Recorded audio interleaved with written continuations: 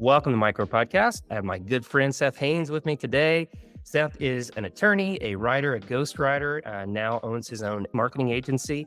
And so I wanted to talk about how you're seeing good stories connecting with people and how you're using that as a marketer. Yeah, I have always, been a storyteller. I love stories. It's the thing that I want to do for the rest of my life. And now I do it with Throughline Agency with my friend Nicholas Sammer. So as I was saying earlier to you, I have two friends and they wanted to have a huge celebration and wanted everyone to go out to Napa Valley.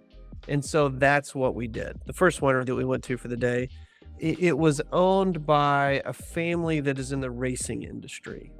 The tasting room was this beautiful sort of garage space.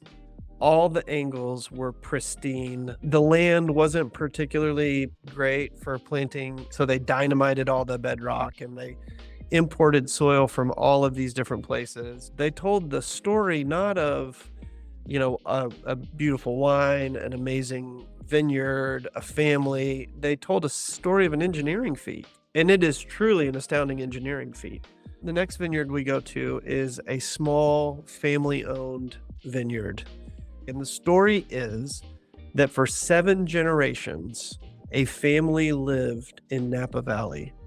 And they eked out, just a California living. And as the story goes, the matriarch, who this guy's calling Nana begins the process of going from just cultivating grapes to now like, okay, we'll start a small family winery. Now the third generation of women in the family is involved in creating this beautiful family winery that has this wine that is truly, truly amazing. And we get up to leave, and around the corner comes none other than Nana herself. And she says to us, "Thank you so much for coming to my house. I really hope you enjoyed yourself." We left that place and I thought, that is a story that drew me in. And you know what happened? Every person at that table joined the wine club. So they loved it because she told a great story and we were part of it. I love it. So telling a great story, drawing people in to that story, making a connection.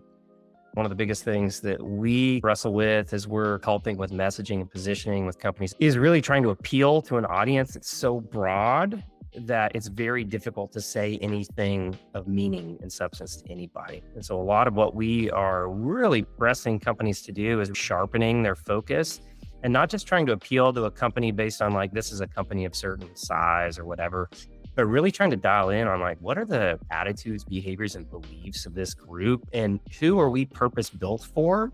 And then let's be really upfront and tell a story to them about how we are the company and we have the product that is purpose built for you.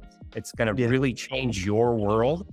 But in order to do that, in order to really appeal strongly to someone, you have to get really sharp with who you're focused on in order to tell a really powerful story. Getting really sharp with your target market so that you can get really strong and powerful and provocative with your story, we found to be a really powerful strategy in the B2B tech space. Have you seen that? What I often tell people is when you sit down to craft a message, imagine the person that you're targeting your message to and put them across an imaginary table from you. And make sure that that avatar doesn't represent everyone, because nobody represents everyone. That's what the race car winery, that's what they did. That we went in and they assumed that we were all engineering geeks who cared about race cars.